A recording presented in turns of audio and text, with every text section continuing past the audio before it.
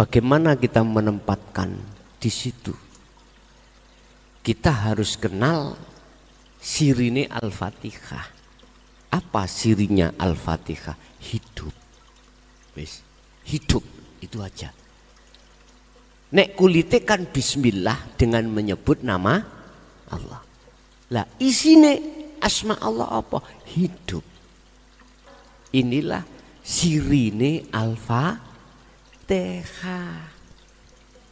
Banyak orang mengatakan bisiril Al-Fatihah. Lah gitu tuh ya. Tapi ora dong.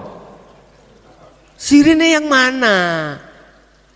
Artinya ketika Anda membaca Fatihah, ruhaniyahmu iku ma'rifaton nang urip, nang Allah. Loh, otomatis Anda harus kembali ke asal. Tidak ada, berarti Anda tidak merasa bisa membaca. Tidak merasa yang nyapo-nyapo. Yang ada dalam diri Anda rasa yang muncul, iman yang muncul, akunya Allah.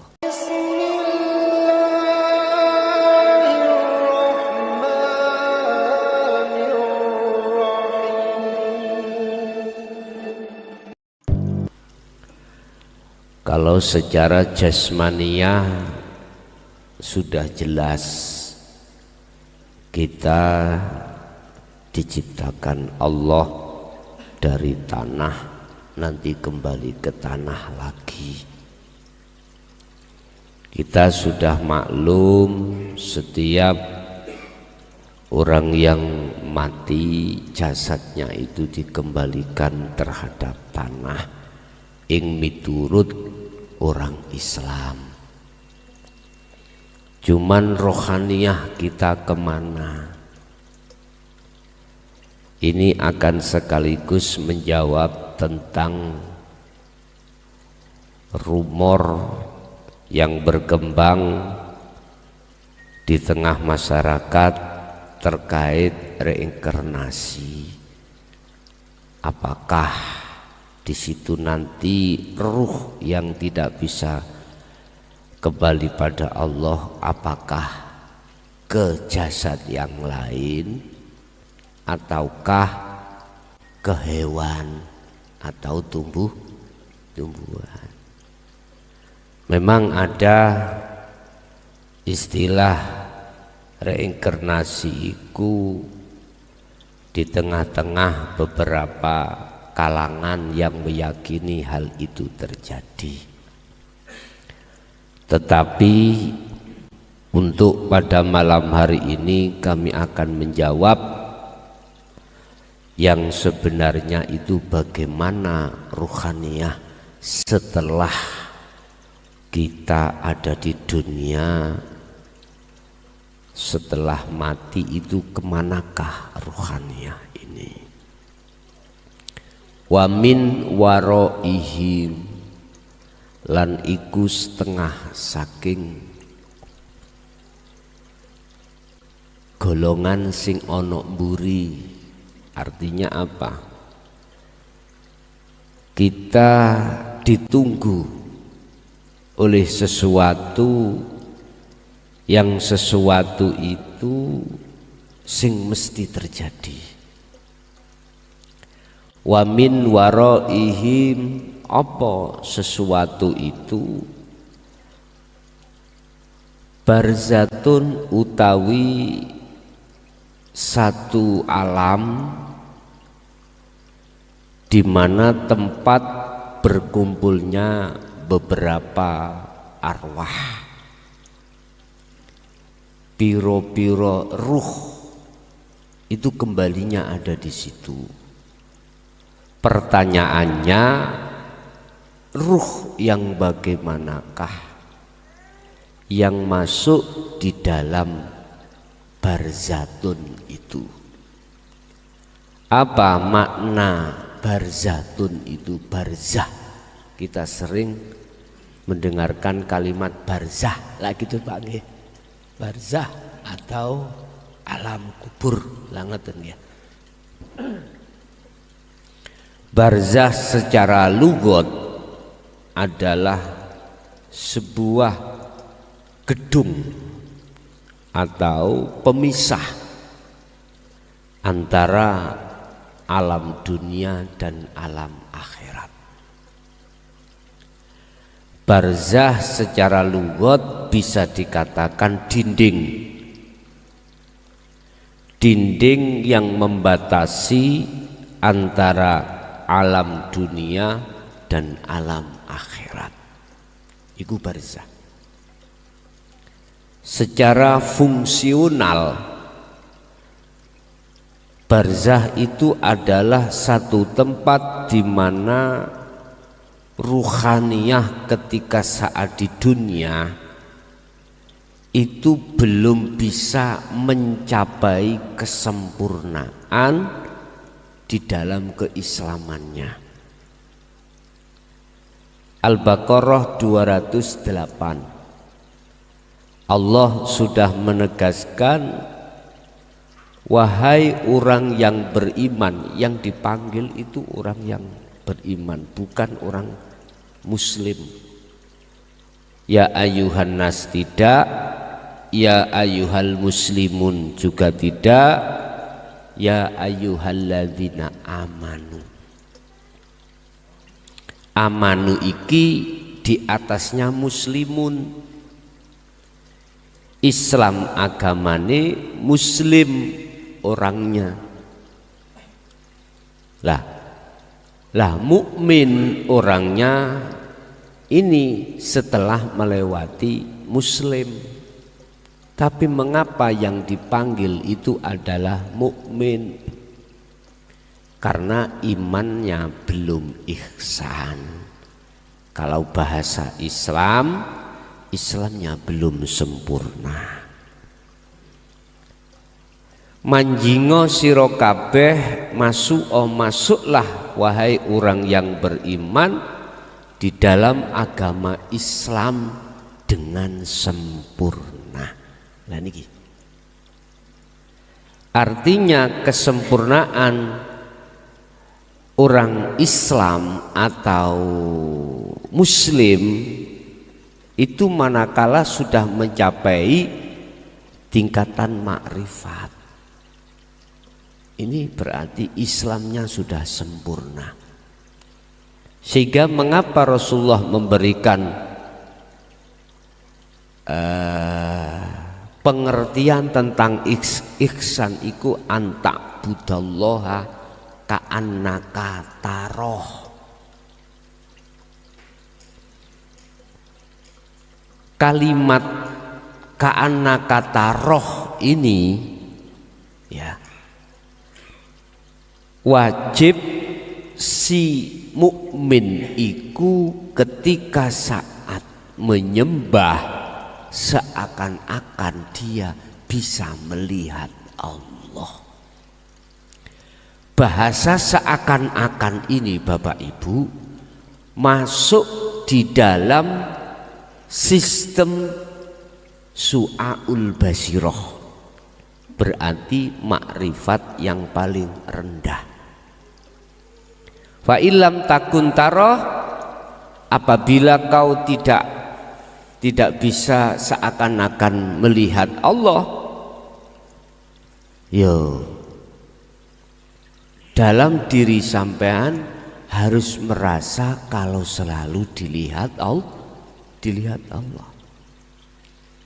Bagaimana kita bisa merasa atau meyakini kalau kita itu selalu dilihat Allah, sementara kita belum masuk di dalam su'aul basiroh?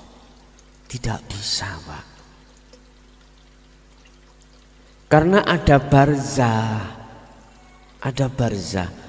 ada dinding pemisah antara ruhaniyah kita dengan Allah. Apa dinding pemisah kita? Ternyata yang paling halus dinding pemisah kita adalah merasa diri kita ada. Merasa diri kita ada itu sudah masih ada di dalam diri kita, maka otomatis kita juga merasa yang melakukan sholat, kita yang merasa bisa, kita yang merasa macam-macam. Nah, inilah barzah yang paling halus banget ini. Kalau kami masukkan babakan barzah itu rantai nafsu yang paling halus itu di situ. Bapak Ibu, bagaimana kita akan ada rasa, ada iman kalau diri kita selalu dilihat Allah, sementara kita belum membawa sirul asr di pos su'aul basirah.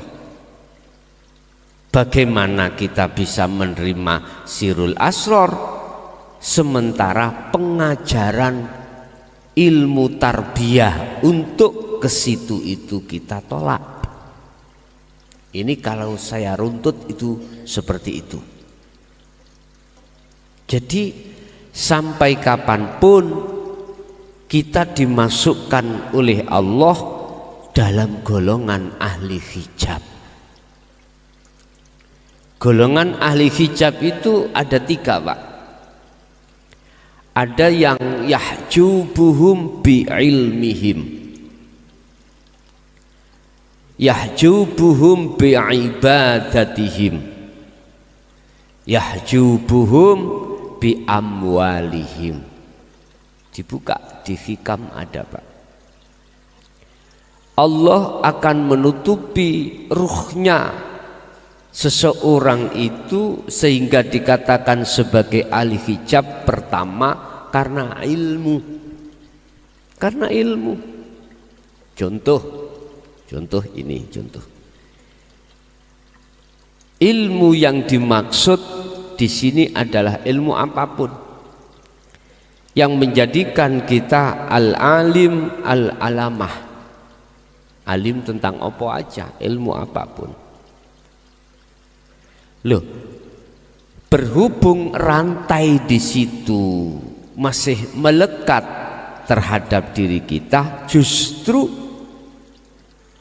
ilmu itu akan dijadikan Allah sebagai pembatas barzah antara ruhaniyah dengan Allah. Jadi nggak bisa untuk sampai pada Allah yang sebenarnya nggak bisa. Tandanya saya merasa orang yang berilmu. Kalau saya sudah merasa orang yang berilmu, ini dibiarkan, maka barzah atau dinding itu tidak semakin menipis, Pak, maka akan semakin menebal. Akhirnya di dalam hati saya hijab atau dinding itu semakin besar, maka saya akan gila dengan pujaan, gila dengan kehormatan, hormat dari pujaan masyarakat luas. Itu otomatis. Karena awalnya kami ini merasa orang alim, orang yang mulia, mestinya harus dimuliakan. Allah sudah katakan tentang masalah barzah, tentang masalah rantai itu, tentang masalah hijab itu, tentang masalah penyakitnya hati itu. Fi qulubihim maradun fazadahumullahu maradun. Ini kalau tidak lekas dihilangkan barzah ini atau dinding pembatas ini atau penyakit, maka penyakit itu semakin lama akan bertambah. Fazadahum maradun. Itu golongan kita ahli hijab. Allah menghijabi dengan ilmu. Wis ilmu apapun Pak, iki tanpa mengenal ilmu apapun. Kedua, golongan ahli hijab itu bersumber dari ahli ibadah secara syariah fakot, hanya secara ibadah secara akmal, secara fisik aja. Bapak Ibu, Allah akan menutupi hati saya, ruh saya dengan Allah lewat ibadah akmal, ya, ibadah akmal. Sing ibadah akmal secara dohiriyah saya, akhirnya dalam hati saya merasa orang yang luweh apik karena saya ahli ibadah. Secara fisik tak lupa ya.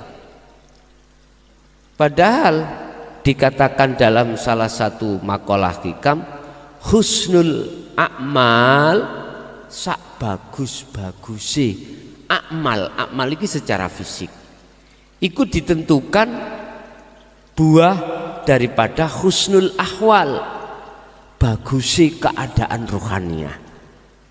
Di situ bagusi akmal di mata Allah itu ditentukan buah dari husnul ahwal, bagusi keadaan rohaniah. Lah, bagusi keadaan rohaniah itu adalah min qalbin zahidin, dari hati yang condong.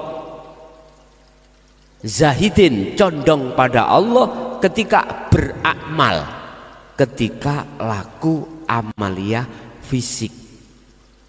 Ruhaniah condong nang Allah. Niki lih sing kula maksud, laku syariah disertakan hakikat untuk condong pada Allah. Ini Pak maksud kula. Jadi bagusnya laku fisik apapun, apa sholat, apa maca Quran, apa zakat, apa puasa, apa haji, itu ditentukan oleh bagusnya keadaan ruhaniah kita.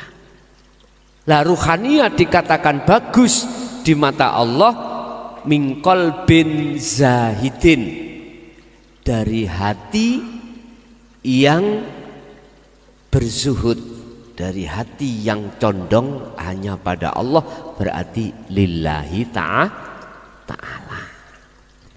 Berarti minimalah di su'aul basyirah, duduknya ruhaniyah itu ketika jasmaniyah melakukan aktivitas dohir.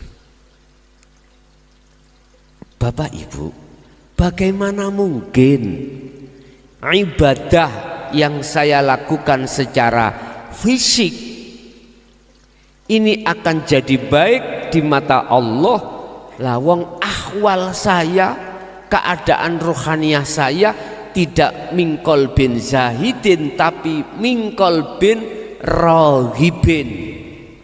Jadi wonten kalih Pak niki.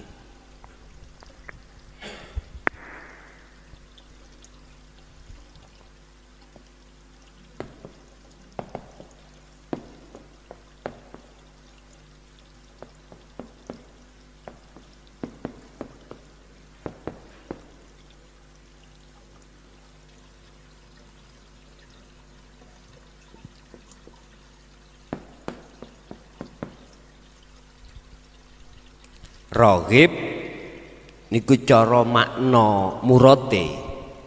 Rohib niku condonge ati nanggone duniawiyah. Niku rohib, condonge ati terhadap duniawiyah. Ketika saat ruhaniyah saya condongnya hati terhadap duniawiyah, otomatis amal saya, ibadah saya, orientasinya itu tidak bisa ke lillahi ta'ala, nggak bisa Pak. Sehingga jangan heran kalau kita ketika saat amal laku dohir ibadah ini ning ati iki arep-arep perkara selain Allah iku wis biasa. Ngoten. Arep-arep perkara, arep-arep mengharapkan. Hati condongnya hati itu terhadap lillahi ta'ala, selain lillahi ta'ala. Makanya jangan heran, memang begitu. Inilah golongan ahli hijab itu di situ. Sehingga ketika melihat seseorang fisiknya itu tidak ahli ibadah, pasti dalam hati saya merasa lebih bagus daripada orang itu, orang lain. Contoh niki, maghrib saya sholat. Ketika sholat ada pengamen, adik lagu niku Mangku Purel atau Cicak Rawa. Iya. Mesti ketika sholat hatiku gini, lho Pak, nyun sewu lho Pak, iki golongan saya ahli hijab lho ya, ngapunten. Gremeng Pak, gremeng hati saya. Anu ini orang ngerti waktu sholat kok menyanyi, ganggu wae. Lho iku mesti Pak. Lho Gus sampean kok iso ngarani? Iya tahu ngelakoni. Lah ngoten to. Nek cara awak dhewe gak tahu, gak pernah ngalami ya gak mungkin lah kita bicara seperti itu. Secara logika seperti itu. Berarti jenengan iki nggih mantan orang kufur. Iya. Ya wis takoni kabeh memang prosesnya seperti itu kita itu. Loh gitu loh. Udah. Akhirnya yang ada dalam hati saya, mesti saya merasa lebih bagus daripada orang ngamen tadi. Kita tidak tahu kalau dia itu wali Allah loh ya. Kita nggak tahu. Walaupun pengamen, kita melihat secara fisik dia menyanyi apa Mbah tadi Mbah? Mangku Purel ya. Kita nggak tahu kalau hatinya berzikir pada Allah, kan kita nggak tahu Pak. Siapa tahu dia wali Allah. Kewaliannya itu ditutupi Allah lewat Mangku Purel. Makanya jangan sembrono dengan orang lain loh ya. Mesti hati saya Pak merasa lebih happy. Inilah dikatakan yahjubuhum bi'ibadatihim. Allah menutupi golongan ahli hijab seperti saya tadi bi'ibadatihim, dengan ibadah-ibadah secara akmal, secara fisik itu. Akhirnya jatuhnya rohania saya merasa lebih baik daripada orang lain. Apalagi saya sudah berhaji bolak-balik Pak. Ngombene putih hati haji. Pun. Dua. Yang ketiga, yahjubuhum bi amwalihim. Ada kalanya Allah menutupi ahli hijab, membarzah ahli hijab ruhaniyahnya itu dengan kondisi harta benda saya. Kalau niki sugih sak Malang Pak, pabrik sinten ning Bonagung niku. Semerap Pak mbean. Mboten semerap, sami kula nggih wis anggap niku pabrik kula. Nah, anggap po. Wis tu, wis mek dianggap tok ngene lho Pak, epok-epok namanya contoh. Jadi pabrik sak kota Malang, Kabupaten Malang milik saya Pak. Karena saya memang dasari orang kaya.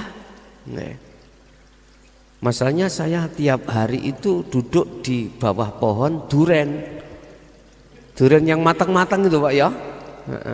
Siapa yang pingin kaya dadak, Anda harus tiap saat di bawah pohon duren. Duren yang mau matang-matang itu Pak.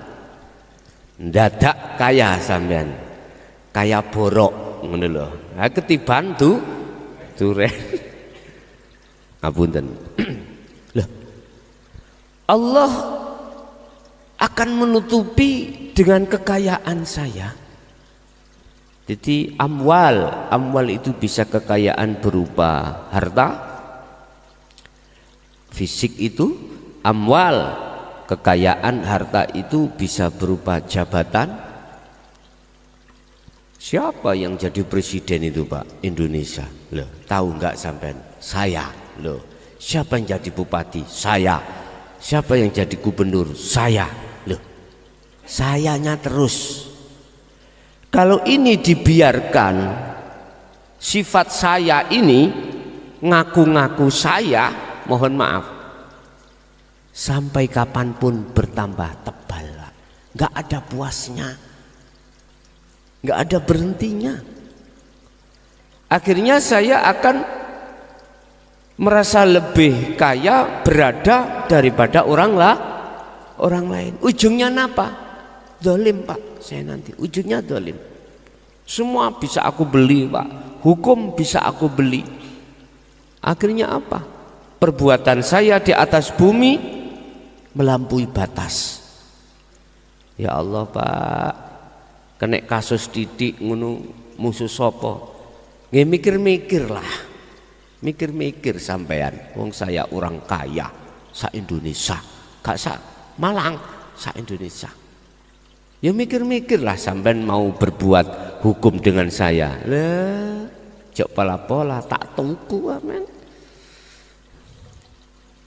Lah, Bapak Ibu, inilah ahli hijab. Kemanakah rohaniah ketika saat meninggalkan dunia? Oleh sebab itu lewat medsos atau majelis yang sangat sederhana ini saya berpesan, saya kasih nasihat, saya kasih motivasi. Ingatlah kau suatu saat kau akan mati. Ingat itu. Semua apa yang kita unggul-unggulkan tadi, mulai dari ilmu, mulai dari amal ibadah tadi, mulai ibadah secara dohiriyah tadi lupa ya, sampai kekayaan, mana bisa untuk menyandingi kau? Gak akan bisa, kecuali Pak, ketika Anda dipepet 3 hal tadi ya, ilmu, amal tadi, ibadah ya, terus kekayaan, posisi ahwal ati sampen mingkol bin zahidin. Beda kalau itu. Zahidin ya, condongnya hati hanya pada Allah. Lah untuk menjadi kolbin zahidin lah ya ngaji nang Karang Ploso dhisik. Takok simbah niki wan ngaji nang Karang Ploso Malang. Di situ ada dasar tauhid yang harus dipelajari. Setelah itu laku kholwat dengan istiqomah, baru akan bisa merevolusi iman kita yang tadinya terhadap selain Sang Yang Tunggal, sekarang hanya pada Sang Yang Tunggal. Itulah Allah Subhanahu wa ta'ala. Baru sakit, butuh waktu pirang tahun Gus, relatif apa jari Allah. Wong Kanjeng Nabi mawon namung 1 malam, Mi'raj niki lho 1 malam. Subhanalladzi asra bi 'abdihi lailan. Jadi Allah hanya memperjalankan hanya berapa jam toh Pak? Berapa jam?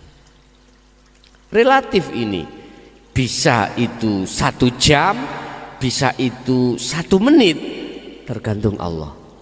Secara sistem, secara teori, sak kedepe mripat niku Allah mampu ngersakno jenengan. Kuncinya di mana? Kalau jenengan sudah melepas rantai yang paling halus keakuan dirimu, sak kejap langsung berangkat. Kan gini tuh Pak, kita kan merasa ada itu kan karena diadakan oleh yang maha ada lah gitu toh. Asal muasal kita tidak ada lah gitu toh.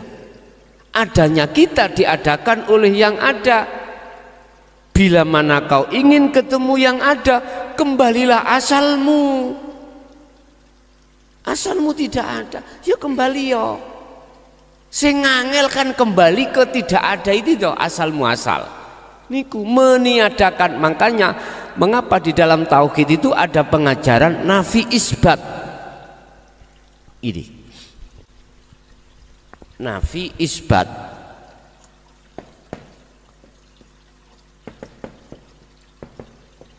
Isbat, nafi. Apa sih nafi itu?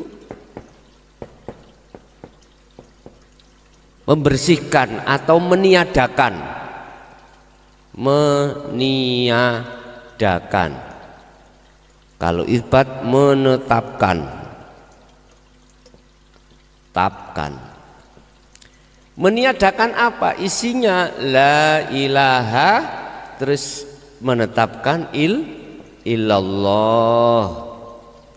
Artinya apa? Gini Pak, dari makna la ilaha tidak ada Tuhan. Nah gitu toh.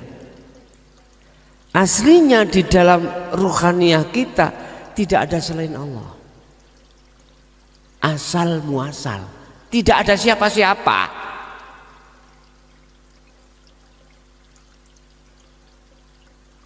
Lah, terus kok ada amar perintah nafi? Membersihkan itu apa? Meniadakan itu. Mengapa kok ada nafi? Ada perintah untuk meniadakan? Karena di dalam la ilaha hati jenengan telah adakan sesuatu. Gedang boleh ada di dalam hati. Apalagi tadi ilmu, amal, amwal, utawa rumangsa sugih ana ati. Lha iku boleh jadi Tuhanmu. Nek kau biarkan, hakikatnya itu Anda menyembah, dikatakan ikut jadi Tuhanmu karena kau menyembah. Condongnya ruhaniyah itu terhadap gedang. Terhadap gedang. Niki kula boleh ingat dawuh Mbah Khazin Pondok Ringin Agung niku. Allah ku wakeh ku ya iku maksudnya. Isine ya gedang wis macam-macam teng mriku gitu. Iki termasuk purel barang ya. Nah. Nafi ini maksudnya bersihkan, nafikan, tiadakanlah perkara yang kau adakan di dalam hatimu. Tiadakan.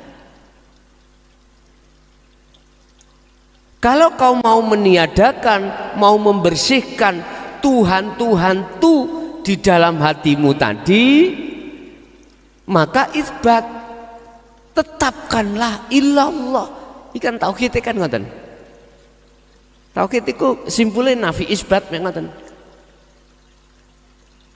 Berarti kita harus kembali kepada tiada tadi. Asalnya kita tiada. Kalau kau ingin tahu sebetulnya yang ada, maka kembalilah ke asalmu. Baru kau akan bisa tahu, bisa ketemu yang ada. Lah proses untuk kembali itulah disebut nafi isbat. Lewat mana? Yang jenengan lewat dzikir sirul asrar, muaranya ada di situ. Nafi isbat itu muaranya ada di sirul asrar. Pertama di su'aul basyirah itu menafikan pun. Jadi iman-iman selain Allah tidak ada, dibersihkan. Kan su'aul basyirah kan merasakan, mengimani bahwasanya semua apapun yang berperan hanyalah hidup. Selain itu tidak. Iki berarti kan membersihkan, Pak, membersihkan. Ini nafi isbat itu tempatnya ada di su'aul basyirah. Nanti isbatnya di ainul basyirah. Sampai kapan waktunya? Bapak Ibu, ini yang tahu cuman Allah. Yang tahu cuman Allah kapan kita dikatakan selesai nafi, kapan kita bisa masuk ke itsbat ruhaniyah ini. Hanya Allah. Karena yang memperjalankan ruhaniyah ketika saat proses nafi itu Allah. Sampai ke itsbat yang memperjalankan ya cuman Allah. Kita mah ngintir, Pak. Kita hanya ngintir. Bapak Ibu, perkara nafi isbat ini Allah tuangkan di dalam surah Al-Baqarah. Sering saya sebut, wa may yakfur bit-taghuti wa yu'min billah.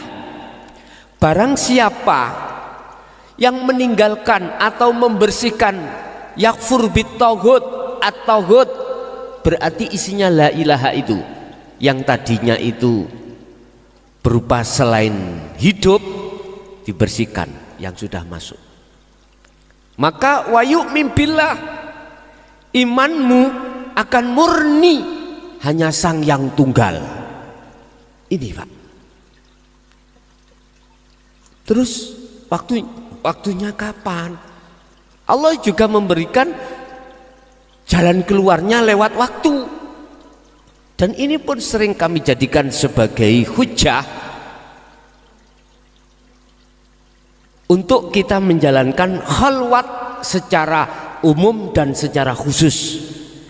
Di dalam Al-Insan 25-26, pagi sampai sore bahkan malam, ruhaniyah harus tetap berzikir. Begitu. Ini, dan ini pun dilaksanakan oleh dan diteladankan oleh baginda Rasul. Kita sebagai umatnya harus mengikuti di situ.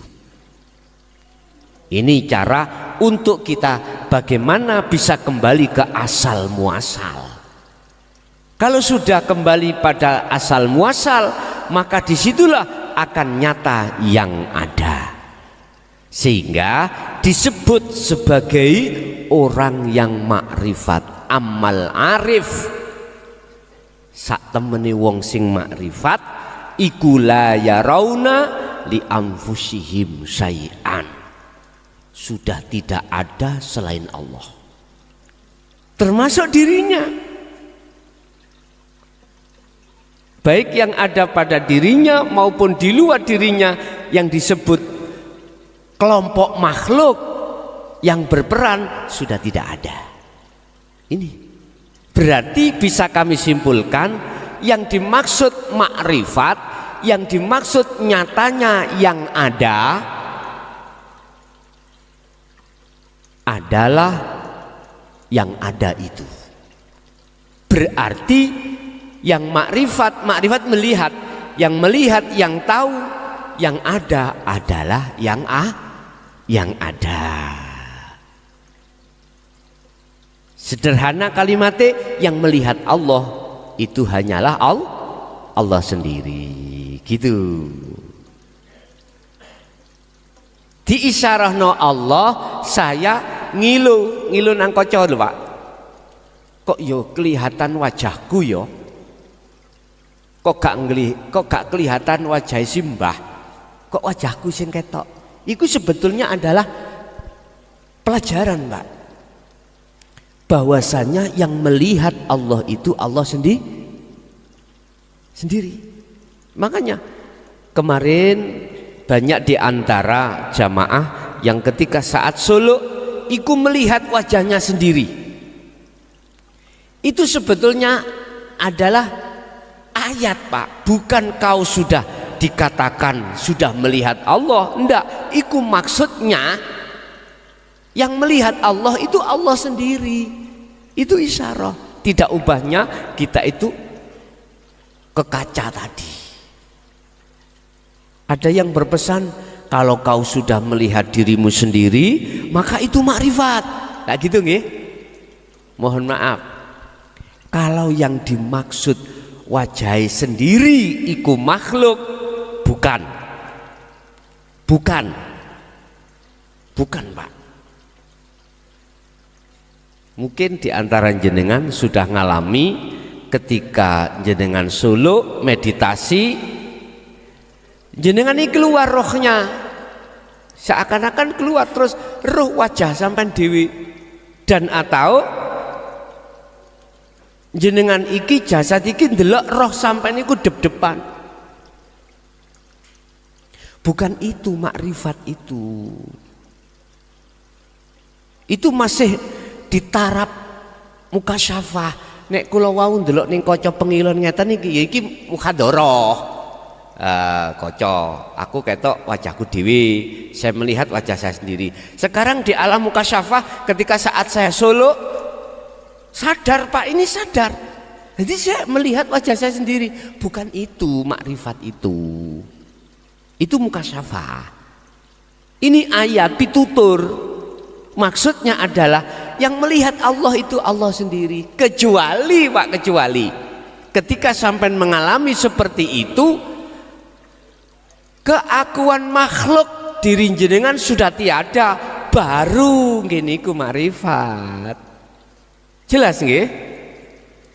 Saya hanya meluruskan saja. Masalahnya masih ada pengertian kalau sudah ketemu dirinya sendiri itu kau sudah makrifat. Bukan Pak. Kalau yang dimaksud dirinya sendiri makhluk, betul.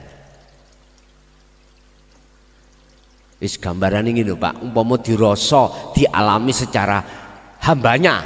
Jenengan tilem gak mimpi, tahu-tahu tangi bangun. Sampai cerita apa Pak? Saged cerita. Ya itulah makrifat itu. Karena apa? Yang tahu, yang melihat Allah itu Allah sendiri. Bukan hambanya. Bukan hambanya Pak. Terus kita mimpi, tidur mimpi, ketemu apa, ketemu ini, ketemu ini. Itu mukasyafah. Itu mengandung pitutur. Itu ayat ngandung pengertian apa. Makanya ketika zaman Nabi Yusuf itu ahli ru'yah Pak, mengartikan arti daripada sebuah mimpi. Satu hari ada seseorang yang tanya tentang mimpinya, bahkan sampai raja pun menanyakan terhadap Nabi Yusuf. Mohon maaf ya, Nabi Yusuf, bukan Nabi Musa, Nabi Yusuf. Mengapa beliau bisa mengartikan arti yang sebenarnya? Dalam arti ayat beliau tahu secara mutasyabihatnya arti yang sebenarnya. Inilah hanya golongan-golongan jenengan yang sudah sampai pada kesempurnaan keislamannya. Bon, Bapak Ibu, kita kembali kepada materi kita.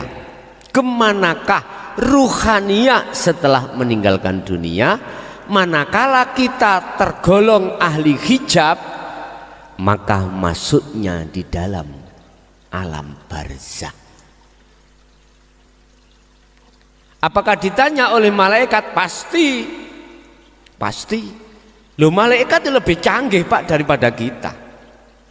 Merebuka sopo pangeranmu, misalnya dijawab Allahu Rabbi, tidak harus terima dia, harus dibuktikan. Kau mengatakan Allah yang mana? Cuman gak pernah dibahas nih.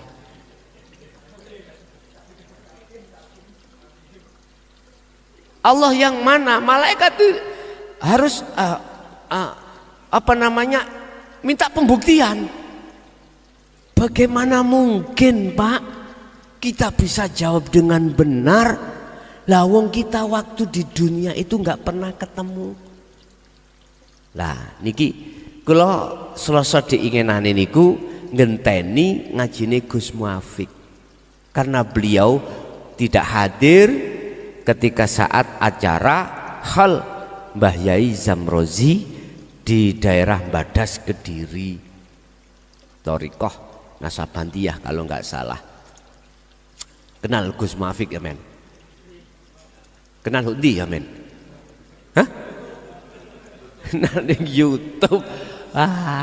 Iku mah gak kenal. Iku jasing dikatakan kenal Arafah. Arafah itu ketemu loh ya. Ketemu. Melihat berarti ketemu. Kados saya ada depan saya ada gedang. Ketemu melihat. Loh ini Arafah. Kenal sampean sik jari, jari YouTube, jari YouTube, jari YouTube, buatan langsung ngeten iki. Allah ya karim. Bon, lah malaikat mesti tanya, mana buktinya kalau kau Tuhanmu itu Allah? Nggak bisa jawab Pak. Makanya sebelum kita dihadapkan persoalan itu di dunia sampai tak tanyai dulu, innallaha rabbi wa rabbukum fa'budu hadza siratum mustaqim. Surat Maryam, surat Az-Zukhruf ada di situ. Sesungguhnya Allah itu Tuhanku dan Tuhanmu. Allah. Fa'budu, oleh sebab itu fa'budu, condongkanlah rohaniyahmu hanya padanya. Fa'budu, ha itu kosong bolong.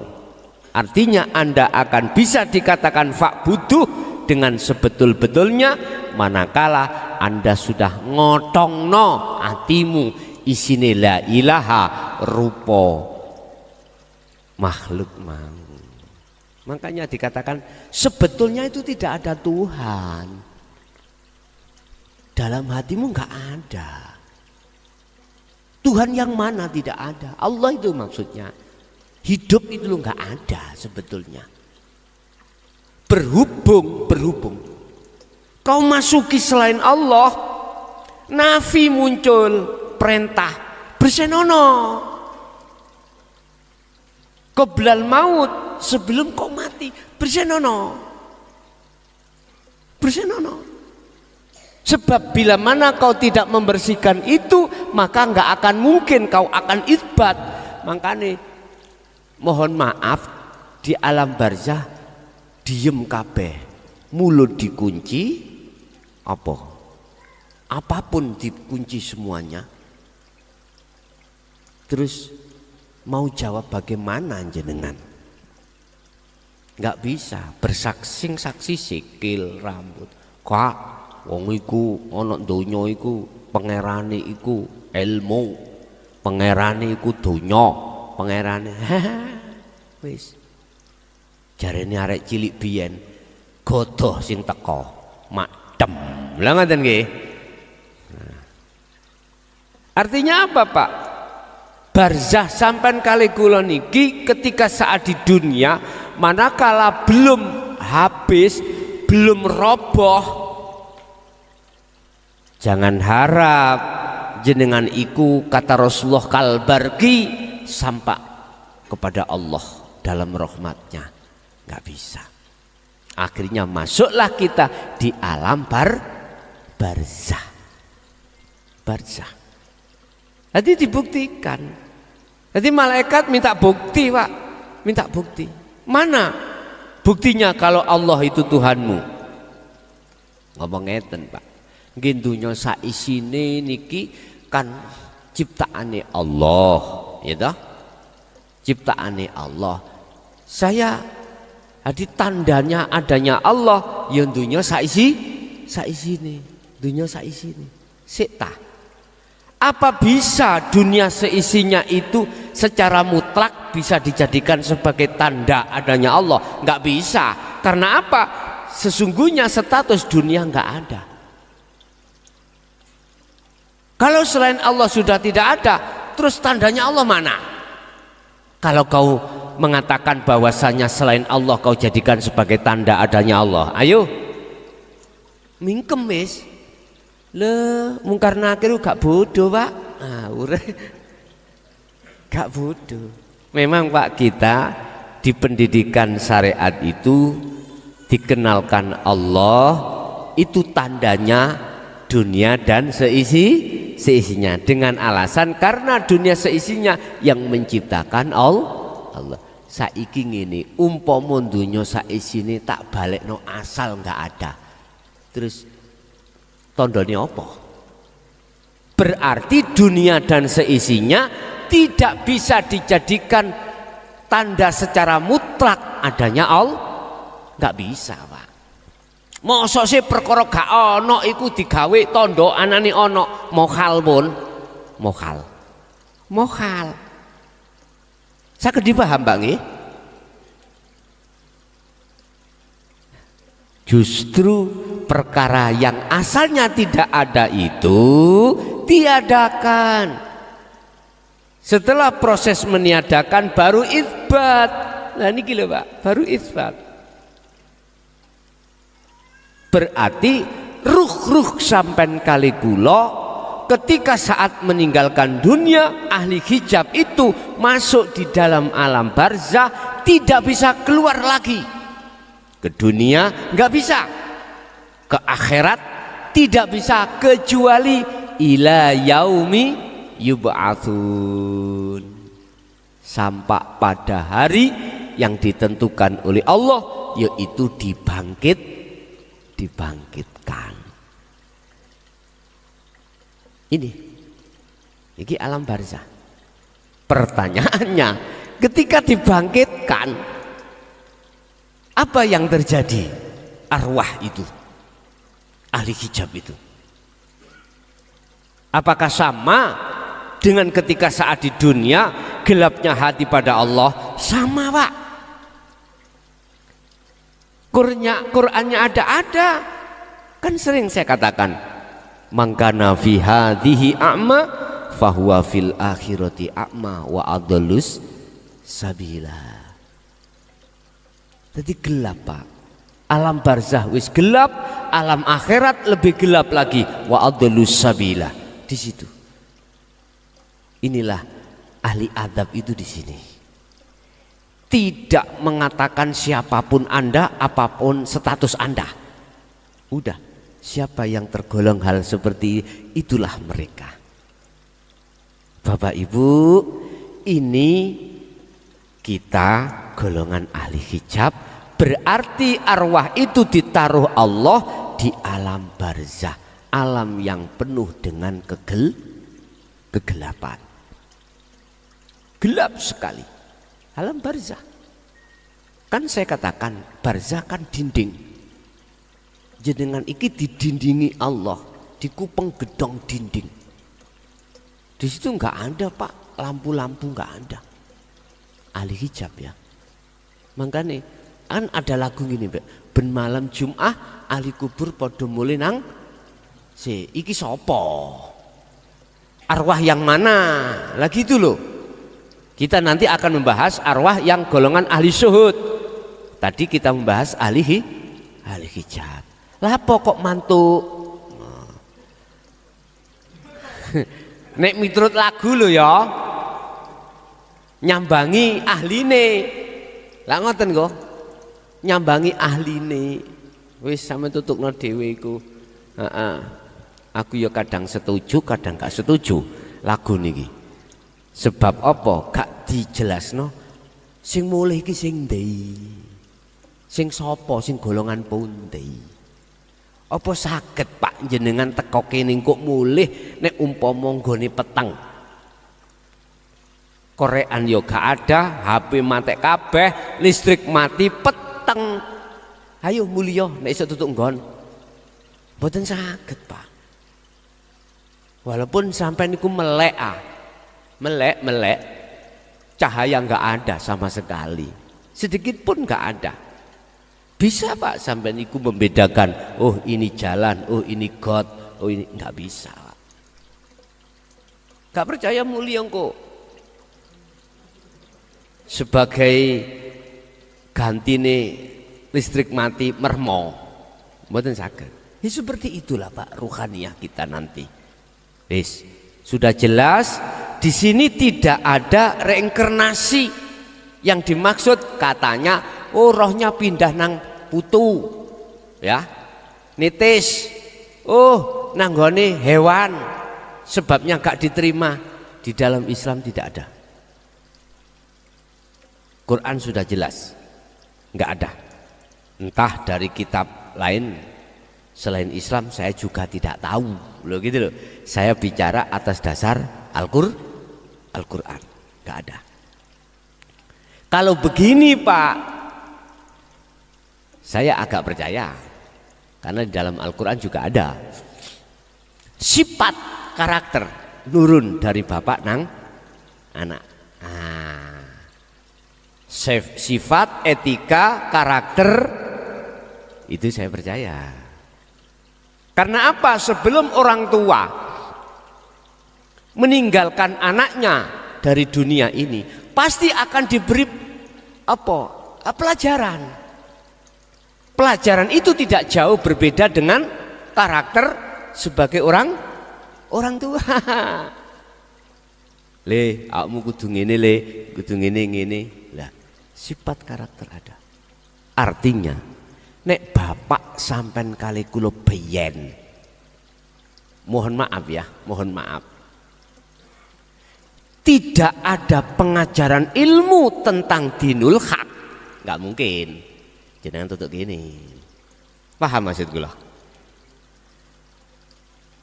Terasa atau tidak terasa, orang tua itu menanamkan dan menelurkan karakter.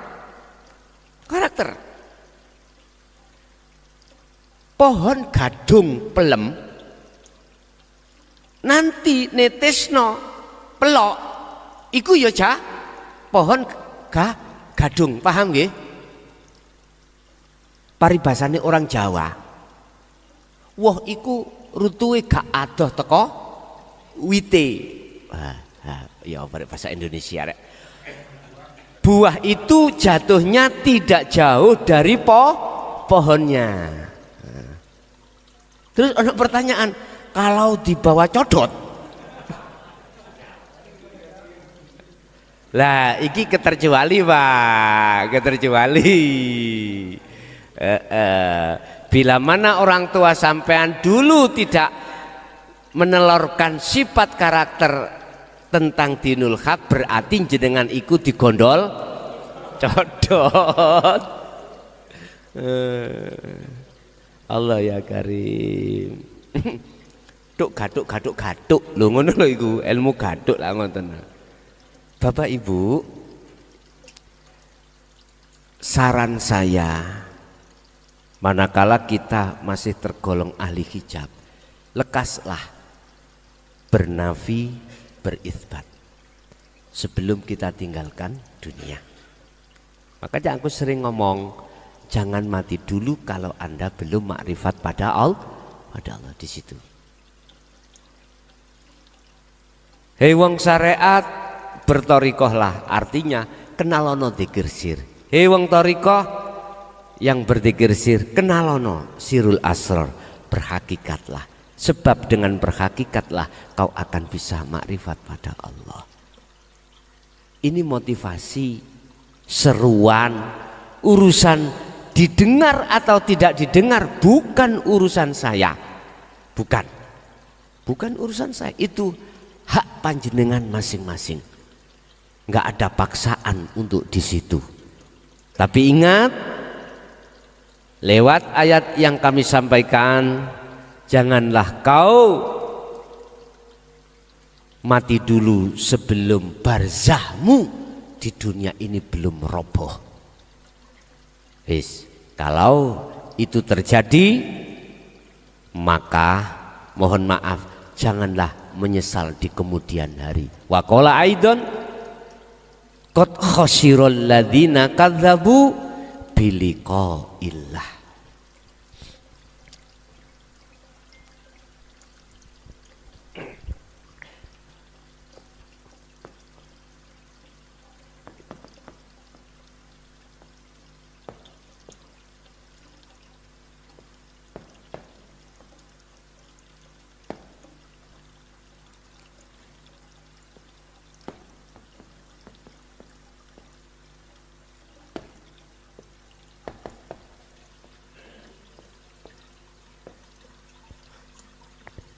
qad khasiral ladzi nakadzabu biliko illah. Sungguh sengsara bagi orang-orang kadzabu yang mendustakan biliko illah, pertemuan terhadap Allah. Ning dunya iki gak gelem ketemu Allah. Sing ditemoni iku sepanjang hidup mahpurel ae. Ya Allah. Di situ sampak sedo. Bahasa purel iki mboten ngomong wong wedok lho Pak, maksudku lho nggih. Paham nggih purel nggih? Purel ya rupa dunya, duniawiyah iki lho Pak, purel wis. Purel. Sungguh sengsara bagi orang-orang yang ketika saat di dunia mendustakan alias tidak mau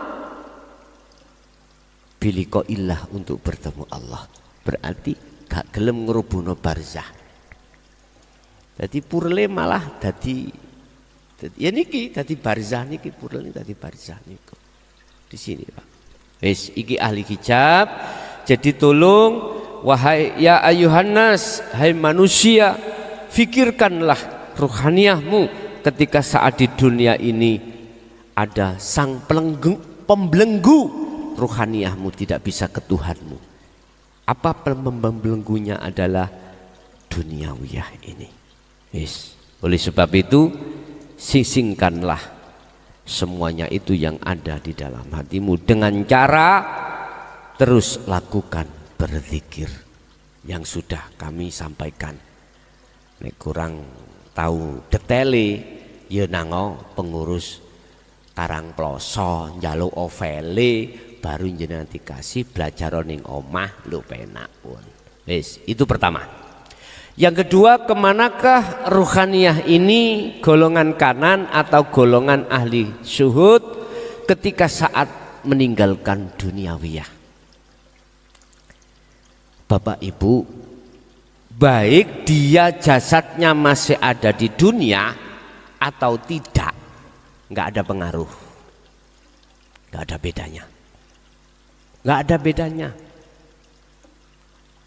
tentang ruhaniyah. Dia jasad masih di dunia dan atau dia sudah meninggalkan duniawiyah, jasadnya ini sudah kembali kepada asal tanah, ruhaniyah itu nggak pengaruh. Karena apa? Karena di dunia ini dia sudah di akhirat. Kok bisa? Karena barzahnya tidak ada. Barzah itu kan dinding pembatas antara alam dunia dengan alam akhir. Karena nggak ada batasnya, ya sudah. Secara fisik memang di dunia, secara rohaninya sudah di akhirat.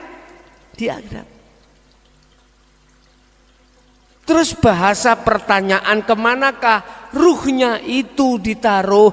Tadi kalau ahli hijab di alam barzah, lah ruhaniyah beliau ditempatkan di mana? Dalam istilah alam lahut, alam di mana berkumpulnya para arwah kekasih Allah. Dan inilah yang bisa datang di tengah-tengah keluarga atau pengikutnya. Ini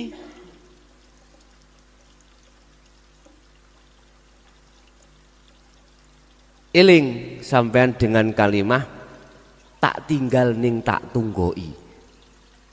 Ingat ya, itu secara jasmani aja lah Pak. Ditinggal itu secara jasmani. Jadi arwah-arwah yang ada di Lauhil Mahfuz itulah biiznillah yang dapat izin Allah untuk bisa bertemu terhadap arwah-arwah yang katanya di dunia ini. Sebetulnya nggak pengaruh Pak. Jasad mati atau nggak mati, beliau-beliau itu nggak mati. Mungkin dibuka di dalam surat Al-Baqarah terkait orang yang mati di dalam medan pertempuran. Zaman Rasulullah disebut sebagai mati syahid. Syahid itu syahada, bersaksi. Betul bersaksinya betul. Jangan kau kira dia itu mati, sebetulnya dia hidup. Yang mati itu jasadnya, ruhnya tidak hidup, tidak mati. Dia kembali ke asal. Justru ke asal inilah kebakoan akan datang. Kalau jenengan kembali ke asal tidak ada, maka muncullah kebakoan. Apa? Muncul kebakoan itu, yang bako itu siapa? Allah toh? Berarti yang nyata adalah Allahnya. Sampean gak usah khawatir, ditinggal sampean guru mati jasadnya, jangan khawatir. Kalau betul-betul ahli syuhud loh Pak nggih. Kalau betul-betul ahli syuhud. Ahli syuhud itulah ahli kekasih Allah. Bah unsure dari, mohon maaf, para nabi, para rasul atau para aulia, semuanya itu masuk di dalam kekasih. Dan kekasih itu tidak harus ngalor ngidul nggawa serban, ya ora. Tidak harus begitu. Tidak harus alim ilmu syariat, ilmu fikih, ilmu Qur'ane, apal Quran, tidak harus. Bisa jadi dia itu buta tentang ilmu syariah, Pak. Buta tentang ilmu fikih, buta tentang ilmu zahiri, buta. Ada yang seperti itu, Pak. Ada. Makanya Anda yang tidak bisa membaca Quran, Gus, sering saya dapat WA. Saya orang goblok, Gus. Enggak bisa maca Quran. Wis pokoknya kait kecil saya itu sudah enggak mengenal Islam. Bisakah saya itu makrifat pada Allah? Jawab saya mudah. Bisa. Pasti bisa. Apakah aku nanti diperjalankan Allah Mi'raj atau suluk bisa wusul? Bisa.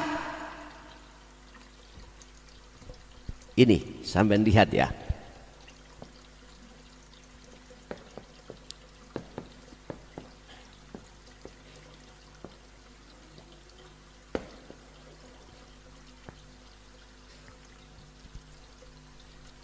Dialah yang maha suci. Sopo maha suci? Hidup. Artinya suci, tidak ada Tuhan di dalam hati jenengan selain Allah. Iki le, subhana maha suci. Anak sampean sampai aku ning ati sik ana gedang. Berarti Allahmu kotor. Ngerti? Padahal Allah itu subhana, maha suci, gak berserikat apapun. Contoh lagi, susu.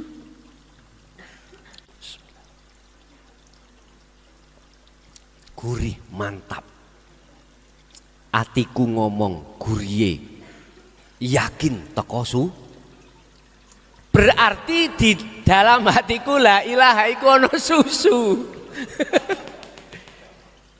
Paham nggih? Berarti gak subhana, Allah tidak subhana. Allahku itu berarti kotor. Allahku kotor. Subhana maha suci sapa Allah di hidup zat asro yang memperjalankan bi abdihi la niki le apa pakai abdihi kok gak rasulihi, kok gak nabihi, kok gak auliyaihi. Iku menunjukkan bahwasanya siapapun hamba, apapun statusnya, isok maca Quran apa enggak, bisa maca kitab apa tidak, manakala Allah memperjalankan si hamba tersebut bisa. Karena Allah innallaha ala kulli syai'in qadir. Mohon maaf, saya bukan berarti menyangkal dawuh yang mengatakan kalau mukjizat itu Allah, para nabi, para rasul, kalau karomah ulama, lah ngono lho. Lah kok ono arek ngaku-ngaku aku diulang langsung Allah. Niku lak nabi, lak rasul. Iku yo setan sing mulang lah ngono ah. Mohon maaf bukan berarti saya membela, ndak. Ndak. Membela yang diajari Allah langsung niki lho ya. Apakah Allah gak mampu mengajari langsung hambanya yang bukan zaman kenabian langsung Allah sendiri? Ayo. Pasti mampu. Kalau kita mengatakan yang diajari Allah langsung para rasul, berarti kita membatasi kekuasaan Allah. Nyun sewu Pak. Kita ngomong Allah siapa? Kita ngomong iblis, sing di iblis. Sudah tahu dah. Kita ngomong nafsu yang mana? Tidak ada yang mengerti dan tahu tentang nyatanya iblis, nyatanya Allah, kecuali ahli syuhud. Ahli syuhud. Kan Allah sudah katakan, innahu lakum aduwwum mubin. Innahu sak temene iblis utawa nafsu lakum kedue sira kabeh iku aduwun mungsuh mubinun kang nyata. Iblis utawa nafsu iku mungsuhmu sing nyata. Aku takok, sing ya apa iblis? Dikatakan iblis, dikatakan nafsu, yang mana? Gak bisa jawab karena gak pernah ketemu. Makanya jenengan tak takoki kenal Gus Muafik, kenal, ketemu ning ndi sampean? Lho YouTube. Padha mek sampean niku jare Quran gak roh. Dikatakan wala tatabi'u, janganlah kau mengikuti khutuwati syaitan, terhadap langkah-langkah setan atau ajak-ajak setan, sebab setan itu musuhmu yang nyata. Jari toh? Hayo, jari Quran. Maka takoni iblis sing ndi? Kok awakmu jari roh? Jari Quran. Lu berarti Anda taunya tembung jari. Nggak bisa dijadikan sebagai hujah yang mutlak. Kebenarannya menurut saya begitu. Makanya tanya Allah, mungkar nakir takut Allah sing ndi ngger, kuwi ngomong jawab Allahu Rabbi. Allah sing ndi? Mandek Pak sampean.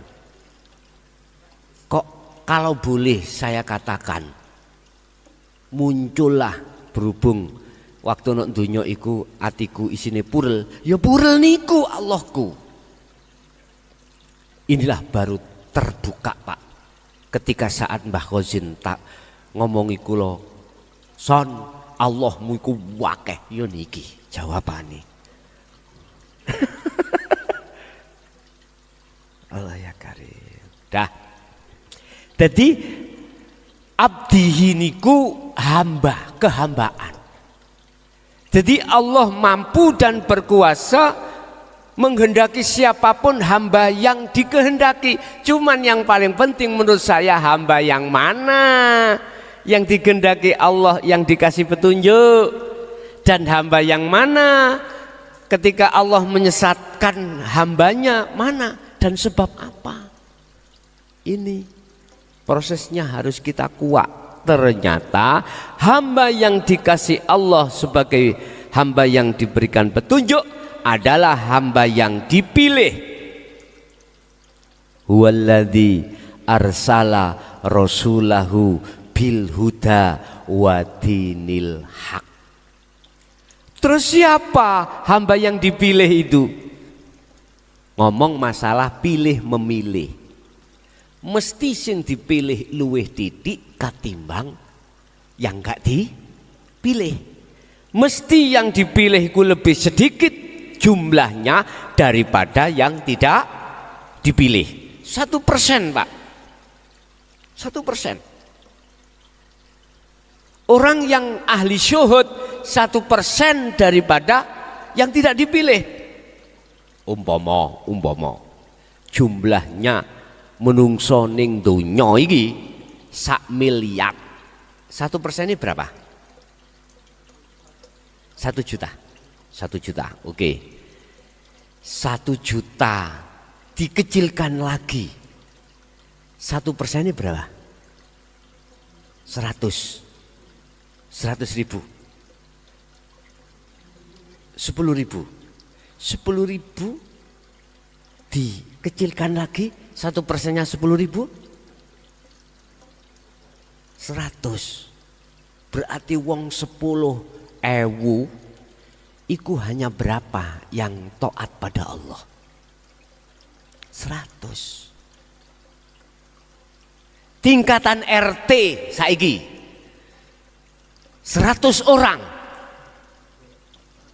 Berarti 1 pun suai pun.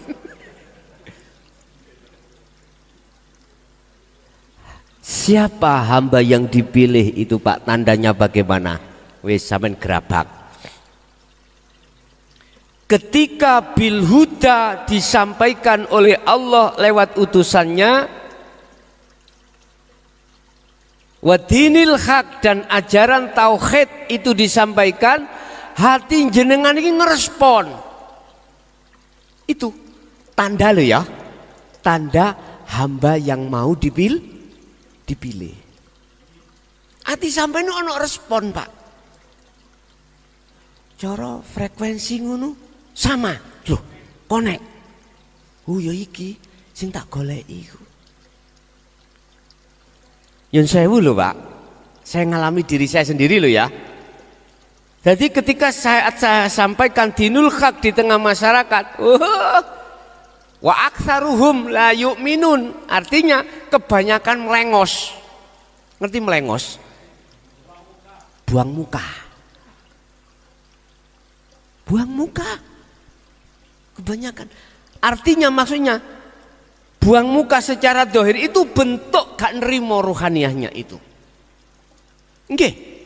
Ruhaniyah gak nerimo. Buang muka. Coba kalau ruhaniyah ini ngerespon. Nyun sewu, ati sampean lho. Bahkan tambah kurang. Ganuk mari ini dengan ilmu yang telah disampaikan itu nggak ada puasnya Pak. Karena itu daharan jenengan, daharane ruh sampean. Berhubung ahli hijab daharane iku peloran, ya mohon maaf laksana nyun sewu. Wong sapi kok dipakani apa? Daging. Ya gak gelem lah, kudu dipakani suget, rumput baru ditedo. Boten ngerespon. Satu. Tanda ati iku ngerespon walaupun lewat YouTube lho ya. Penasaran Pak, lu cocok. Enggak angger lho Pak, iso klik iku mboten angger. Dibuka klik lho iki. Akhirnya dicari sehingga mengapa saya diperintahkan Allah untuk meletakkan nomor saya pribadi sealamatnya di situ supaya ada tali antara jenengan kali kulo. Akhirnya bisa berwa-waan, bertanya-tanyaan walaupun 3 hari lagi dijawab. Mohon maaf karena memang keterbatasan saya Pak waktu untuk menjawab, apalagi saat ini habis hari Selasa kemarin saya kan ngaji ngenteni Gus Muafik toh di Pare itu di Mbadas. Apa yang ku sampaikan terkait masalah bagaimana kuncinya Anda bisa berwusul, saya kasihkan Sirul Asror. Akhirnya apa Pak? Yang datang itu lebih daripada 4-5 ribu. Ya minta nomor saya langsung. Dia tak omong no langsung. Akhirnya apa akibatnya? Gak iso turu aku ya ini. Jadi sabar nggih. Sabar, estu sabar. Jenengan sabar sing takok, estu sabar. Sing jawab sekretaris. Iya nek gak cocok ta ambek sing takok ngono. Susah Pak nek sudah keranah itu susah Pak. Jadi apapun yang terjadi ya sudah harus saya lakoni semampu yang ada pada diri saya. Begitu. Aku yakin suatu saat kula umur 80 kok ya wis sikil kula ya 3. Lah ngoten nah. Terus bagaimana untuk mensiasati ini? Ya jenengan kudu harus apa? Harus ngalai. Apa? Ya datang. Akhirnya ngomong langsung lah ngoten nah. Hati satu pertanyaan orang banyak. Tapi tetap aku yakin besok niku wonten asisten kok. Aku yakin walaupun wis wacanen wis jawaban lah kok kari ngomong tok lak penak to. Lah tapi yo betul-betul cara wong sing gak duweni gawe ngoten lho, gak repot ngono ngene. Harus selalu dengan saya kemana-mana lah gitu ah. Gunung sing maca wis karepe ngene jawaban lho kari ngono. Jadi jenengan yang selalu tanya ini benar nomornya Gus lah ngono mesti takut gitu Pak yang belum tahu. Betul bos, betul. Nek masalah nomor kan nggak bisa Pak ya ditiru kan mboten saged. Nek DP bisa ditiru lah gitu loh. Nek nomor tidak bisa ditiru. Kalau nomor saya apa namanya terakhir 309 atau yang awal itu gitu, apa mungkin ada nomor double Pak? Nggak bisa ya, nggak bisa. Nggih. Bon. Jadi ahli syuhud itu ketika saat secara jasmani kontraknya di dunia sudah habis Pak, ruhaniyah tetap di akhirat. Dalam bahasa syariat ditaruh Allah di alam lauhil alam lahut, alam di mana terkumpulnya semua kekasih Allah di situ, dan hanya dialah yang diizini Allah untuk bisa turun ke akhirat cuman lewat secara ruhaniyah jenengan. Paham maksud kula? Ngene lho Pak. Bukane dia iku terus jegreng-greng secara fisik ngene iki donya ngene. Ora. Masuk di dalam mohon maaf kholwat jenengan, masuk di dalam mimpi jenengan. Alam di situ. Pahami maksud kula? Lah, siapa yang diparani itu, yang didatangi itu siapa? Mereka-mereka yang sarujuk satu frekuensi. Makanya jenengan aku pengen kepeduk Kanjeng Nabi Muhammad. Nek gak tunggal sak frekuensi yo gak bisa Pak. Harus sak frekuensi. Baru jenengan akan dengan mudah. Tapi pesan saya, lah nyapo Solo kok niatmu meduk makhluk iku piye maneman cah meduk Allah dene kok dipedhukno Rasulullah iku bonus ngoten mawon. Lah nyapa bingung sampean iki pun. Lah terus tanda yang akan dijadikan kekasih Allah setelah dia itu dinul hak itu sudah jenengan klik nangati, mesti sampean engko akan diperjalankan Allah untuk amal laku kholwat itu mesti Pak. Entah kholwatnya langsung bimbingan Allah, entah itu nanti dibimbing cara bahasane iku mau lewat makhluk, tapi aslinya ya Allah, langsungnya itu Allah. Itu urusan Allah sudah.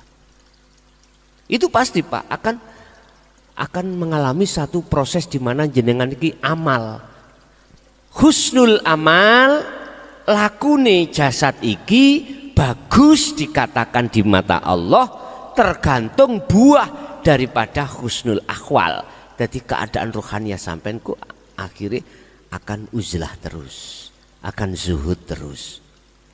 Inilah yang tanda-tanda kalau itu kekasih Allah. Sehingga Allah dawuh di dalam satu ayat, kalau kau ingin menjadi kekasihku kata Allah, ikutono Muhammad koi.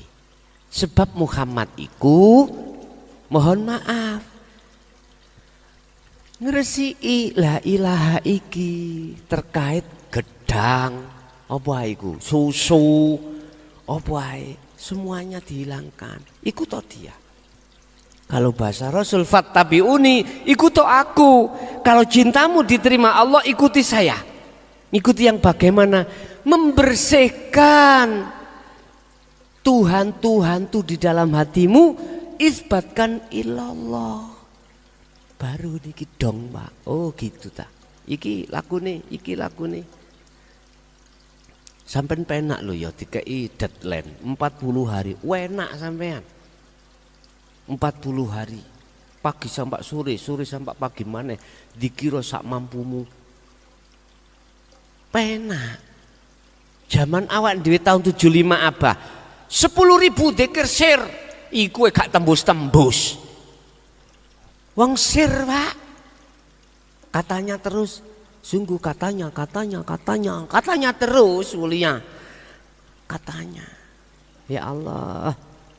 Wis tah Bapak Ibu, Gusti Allah pun welas banget untuk tahun-tahun ini welas digelar penak carane dituduhke kuwi carane nafi isbat ngene carane wusul gini sudah padahal Quran mudun ket biyen jawabane Al-Kahfi ayat 110 lah ampun toh pun digelar toh ket biyen fal ya'mal amalan sholihan wala yusrik bi ibadati rabbi ahada ket biyen iku digelar tapi kok gak dong-donge dino iki tahun-tahun 2014 sampai tahun iki jare ibu mang kok gak biyen-biyen aku yo roh kenal ngene sik waktu perawane kok gak biyen memang Pak mohon maaf kita kalau sudah duduk di situ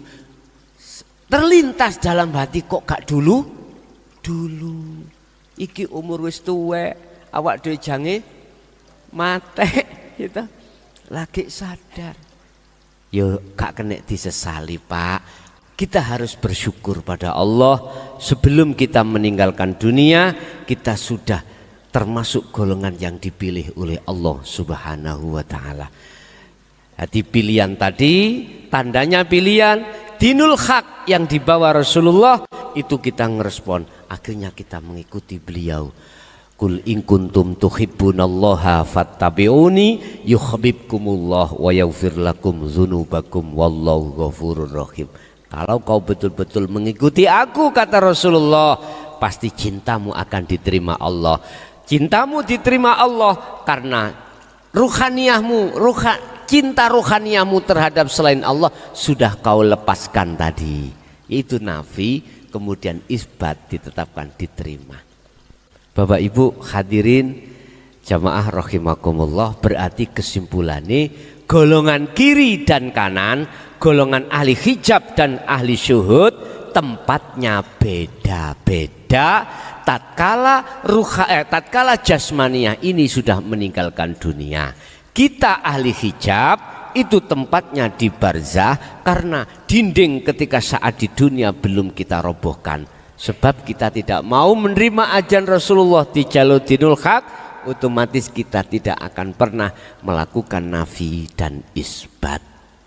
Akhirnya ada di barzah kegelapan selama-lamanya. Tetapi golongan kanan ahli syuhud inilah pilihan Allah. Dia ketika melepaskan, jangankan melepaskan jasmani ini, wong di dunia sudah lepas kok, sudah fana, sudah kembali ke asal, sudah wa inna ilaihi rajiun.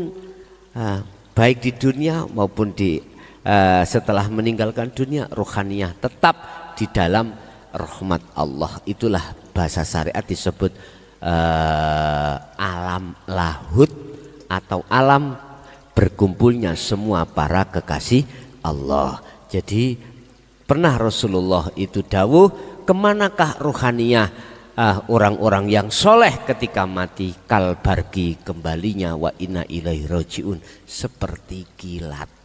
Mengapa kok kilat? Kilat iku paribasan cepet. Mengapa kok cepat sudah tahu tempatnya? karena sudah sering dikunjungi.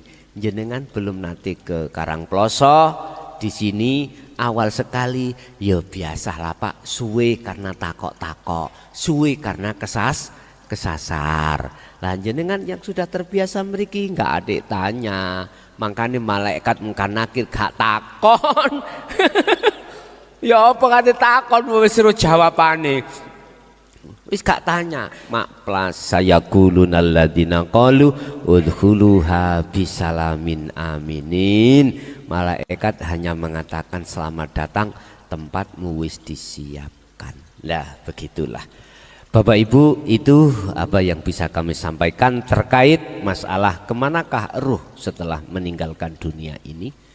Jawabannya ada di konten tersebut. Oke, kita masuk pada sesi tanya jawab atau dialog, atau ada yang menambah terhadap masalah-masalah yang rawuh, kulo persilahkan, monggo.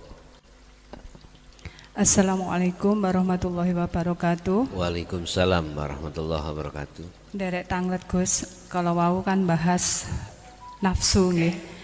Ketika niat tidak menghadap Allah adab, berarti ini saya misalkan kita itu masih di fana ya, kadang menghadap, kadang lupa. Ketika lupa niku nopo istilahnya kita dalam belenggu nafsu. Ngaten nomor setunggal, nomor kalihipun kedudukan surat Al-Fatihah ketika kita berdoa niku mohon dijabarkan. Nggih, niku mawon kula akhiri. Wassalamualaikum warahmatullahi wabarakatuh. Waalaikumsalam warahmatullahi wabarakatuh. Apakah yang ada di golongan musyahadatul fana ketika dia lalai terhadap Allah, apakah dia tergolong golongan yang terbelenggu dengan hawa nafsu? Jawabannya secara ringkas tidak. Wala adin wala bagin innallaha ghafurur rahim. Sebetulnya di dalam ruhaniyah beliau itu enggak kepingin jatuh dalam gubangan hawa nafsu. Bentuknya tidak kepingin, pasti Allah akan menarik lagi dia ke syuhud pada Allah. Entah momennya bagaimana. Satu. Dan dua, saya katakan itu bukan termasuk golongan yang terbelenggu, karena itu proses diri seorang musyahadatul fana yang harus alami. Makanya mengapa di dalam surat Al-Ahzab Allah katakan, ya ayyuhalladzina amanu dzkurullaha dzikron katsiron. Perbanyak zikir itu. Itu adalah proses, perbanyak. Karena ada kalanya orang yang berzikir isih lali. Orang zikir masih lalai. Lebih bahaya orang lalai tidak berzikir daripada orang yang berzikir isih lalai. Ini yang kemarin kami bahas di dalam hikam ya. Apa itu? Pasal berapa itu? 57 kalau nggak salah. Lebih berbahaya orang lalai pada Allah tidak berzikir daripada lalainya orang pada Allah ketika dia berzikir. Makanya Allah katakan katsiron, perbanyak. Artinya perbanyak, jangan kita berputus asa walaupun zikir kita kadang-kadang jatuh. Wala ta'asu fi roihillah wa qala aidan, jangan pernah kau berputus asa dalam rangka menyongsong rahmat Allah di dalam kamil atau kebako. Teruskan, terus. Zikron katsiron. Karena itu memang proses. Mau tidak mau, proses kita harus jatuh bangun dulu dong. Mau tidak mau, tersesat dulu. sebelum kita mendapatkan satu petunjuk, tersesat dulu. Istilah jenengan datang ke Karangploso, sebelum nyampe ke sini wajar dong Anda kesasar. Kesasarmu bukan berarti kau ikut salah. Kesasarmu adalah satu petunjuk untuk menuju kebenaran. Begitu saya dipahami. Nek sampeyan mboten putus asa, nek sampean putus asa beda malih lho ya. Niki di sana apa namanya? Ngepeh. Lah kok kita kesasar desa ngepoh. Iki ngepoh. Wes pekal. Mulai wes. Gak ditutupno, gak takok-takok dan lain sebagainya. Itu bentuk putus asa kita. Nuju desa ngepeh, ketemu desa pokoknya aja ngepuh ya. Pokoknya aja ngepoh lah. Lah kok kita wis ning ati ki dewangi mlaku ado-ado. Jalan jauh-jauh sudah malam. Ya gimana? Putus asa. Kembali lagi. Kalau musyahadatul fana, aku yakin tidak ada kata putus asa, enggak ada. Makanya Allah kasih tahu dzikron katsiron, perbanyak.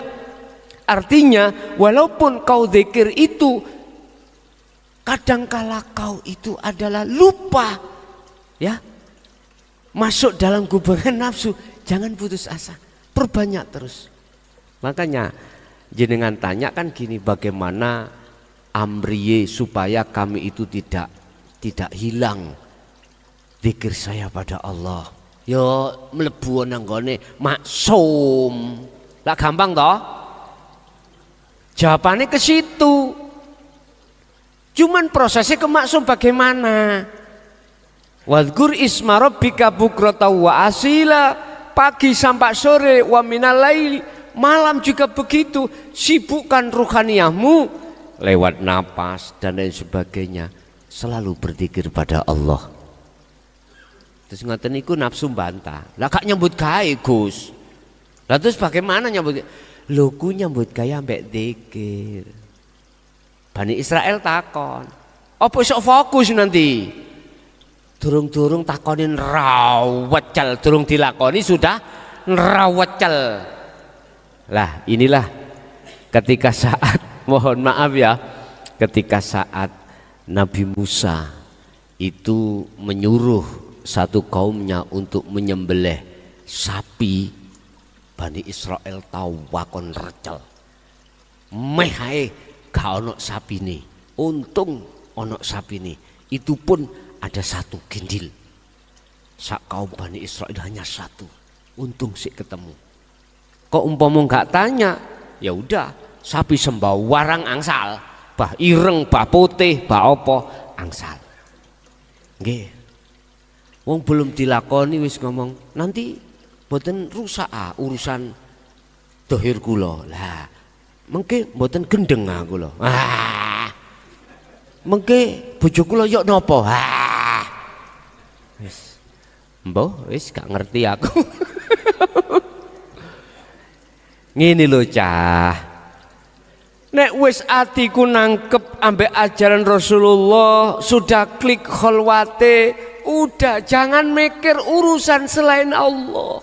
Udah tawakal pasrah no secara totalitas nang Allah iku piye lho, wis terserah Allah, itu aja udah. Nanti saya gak gini gak gitu wah. Nah, yang ini ki persoalan akhirnya gak dadi berangkat ya sing iki gara-gara seperti itu. Bapak Ibu hadirin, jadi tidak termasuk salah Bu. Liyabluwakum ayyukum ahsanu amala, itu bentuk tanda jenengan akan ningkat akmali ing ngersani Allah. Jadi tidak tergolong golongan orang yang terbelenggu dengan hawa nafsu. Pasti Allah akan menarik jenengan untuk kesyuhud lagi pada momen yang telah ditentukan Allah. Iki musyahadatul fana lho Pak ya, musyahadatul fana. Wis satu.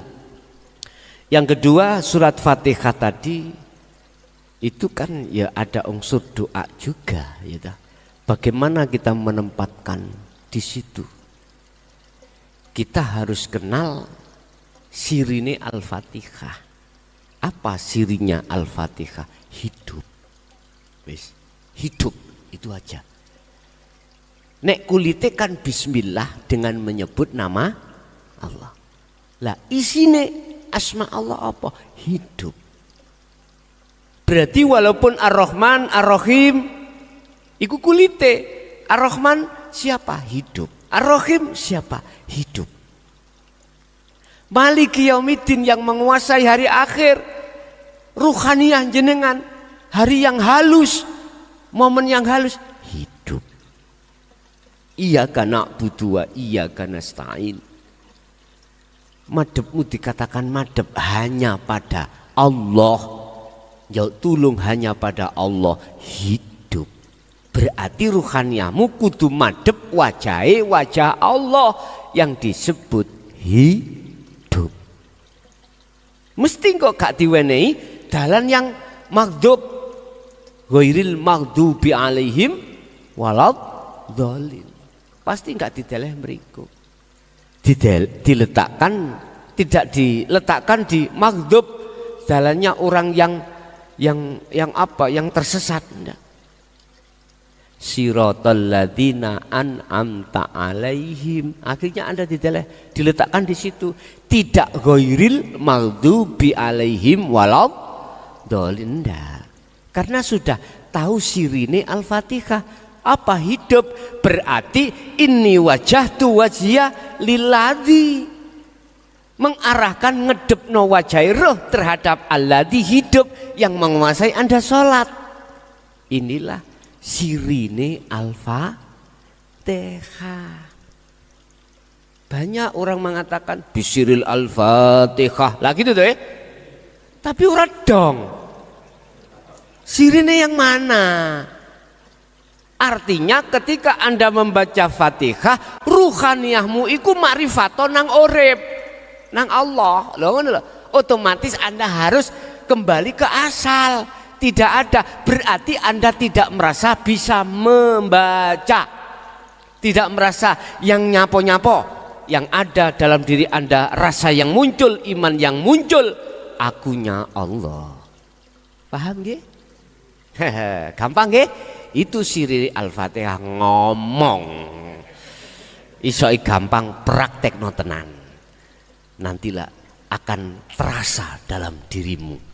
Makanya takut bagaimana sholat yang khusyuk? Yo rasa urip iku lakokno ning atimu. Waktu ngadeg rukuk sujud lungguh. Wah, mantap.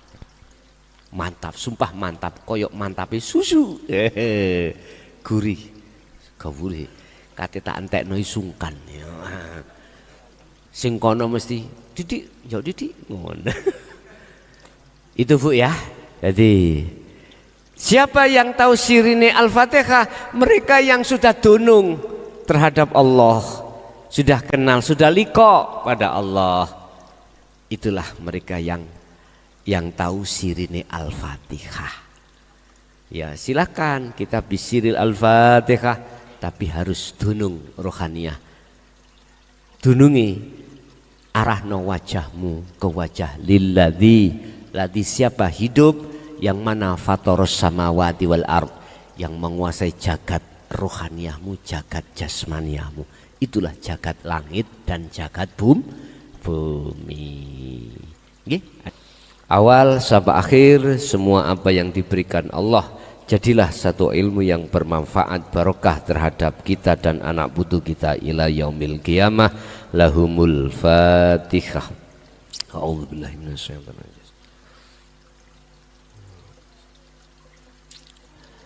Mulai awal sampai akhir barangkali ada kurang pantas ucapan, yang kurang etika, saya sendiri atas nama pribadi nyuwun agungi pangapsami. Akhirul kalam. Assalamualaikum warahmatullahi wabarakatuh.